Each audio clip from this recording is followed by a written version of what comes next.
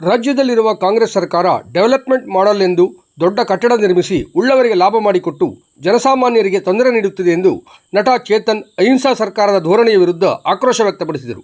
ಅವರು ಹೊನ್ನಾವರ ಪಟ್ಟಣದ ಪ್ರವಾಸಿ ಮಂದಿರದಲ್ಲಿ ರಾಜಕೀಯ ಮುನ್ನೋಟದ ಸಭೆ ನಡೆಸಿದ ಬಳಿಕ ಮಾಧ್ಯಮವನ್ನು ಉದ್ದೇಶಿಸಿ ಮಾತನಾಡಿ, ಕಾಸರಕೋಡು ಟೊಂಕ ವಾಣಿಜ್ಯ ಬಂದರು ಯೋಜನೆ ಜಾರಿ ಮಾಡಲು ಸರ್ಕಾರ ಮುಂದಾಗಿದೆ.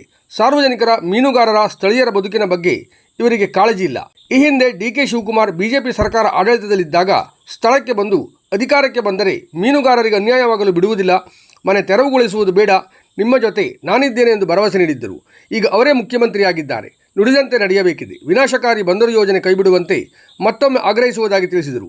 ಶರಾವತಿ ಪಂಪ್ಡ್ ಸ್ಟೋರೇಜ್ ಯೋಜನೆ ಬೇಡ, ಸೋಲಾರ್ ಮತ್ತಿತರೆ ಆಧುನಿಕ ಮಾದರಿಯಲ್ಲಿ ವಿದ್ಯುತ್ ಉತ್ಪಾದಿಸಲಿ.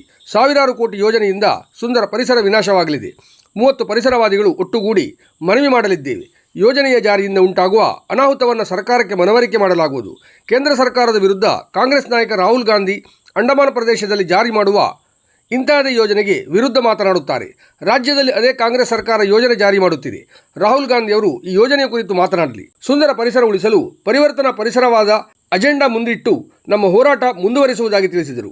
ರಾಜ್ಯದಲ್ಲಿ ಚಳುವಳಿಗಾರರು, ಹೋರಾಟಗಾರರು, ಸಾಮಾಜಿಕ ಚಿಂತಕರು, ಉತ್ತಮ ಸಮಾಜ ಕಟ್ಟಲು ನಿಸ್ವಾರ್ಥ ಸೇವೆ ಮಾಡುವವರನ್ನು ಗುರುತಿಸಿ ಪಕ್ಷ ಕಟ್ಟುತ್ತೇವೆ.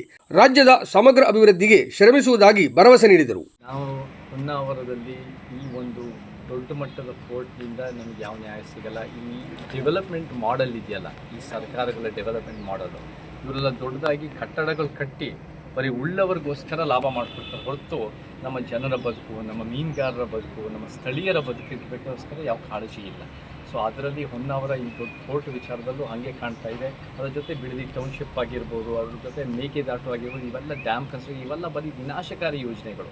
ಸೊ ನಾವು ಕೂಡ ಅಲ್ಲಿ ಹೊನ್ನಾವರ ಕೋರ್ಟ್ಗೆ ಬಂದು ಅಲ್ಲಿ ಏನೇನು ಆಗ್ತಾ ಇದೆ ಅಂತ ಅರ್ಥ ಮಾಡಿಕೊಂಡು ಅದ್ರ ಜೊತೆ ಯಾರ್ಯಾರು ಅದಕ್ಕೆ ಭಾಳ ಇನ್ವಾಲ್ವ್ಡ್ ಆಗಿದ್ದಾರೆ ಅವ್ರ ಜೊತೆ ಸಂಪರ್ಕ ಮೇಂಟೈನ್ ಮಾಡಿ ಹೊನ್ನಾವರದಲ್ಲಿ ಇವತ್ತು ಕೂಡ ನಾವು ಒಂದು ಸಂಘಟನೆ ನಮಗೇನು ಗಟ್ಟಿ ಮಾಡೋಕ್ಕೆ, ನಮ್ಮ ಒಂದು ಪಕ್ಷದ ಸಂಘಟನೆ ಮತ್ತು ಒಂದು ಸಿದ್ಧಾಂತದ ಸಂಘಟನೆ ಮುಂದುವರ್ಸೋಕ್ಕೆ ನಾವು ಇವತ್ತು ಶಿವಕುಮಾರ್ ಅವರು, ಅವರೆಲ್ಲ ಯುವ ಮಿತ್ರರು ನಾವೆಲ್ಲ ಸೇರಿ ನಾವು ಹೆಂಗೆ ನಮಗೆ ಈ ಸ್ಥಳೀಯ ಸಮಸ್ಯೆಗಳನ್ನ ಬಗೆಹರಿಸ್ಬೋದು, ಈ ಎಲ್ಲ ಸಮಸ್ಯೆಗಳಿಗೆ ನಾವು ಪರಿಹಾರ ಹೆಂಗೆ ಕಾಣ್ಬೋದು ಅನ್ನೋ ರೀತಿಯಲ್ಲಿ ನಾವು ಕೆಲಸ ಮಾಡ್ತಾಯಿದ್ದೀವಿ. ಸೊ ಆ ನಿಟ್ಟಿನಲ್ಲಿ ನಾವು ಹೊನ್ನಾವರಕ್ಕೆ ಇವತ್ತು ಬಂದಿದ್ದೀವಿ.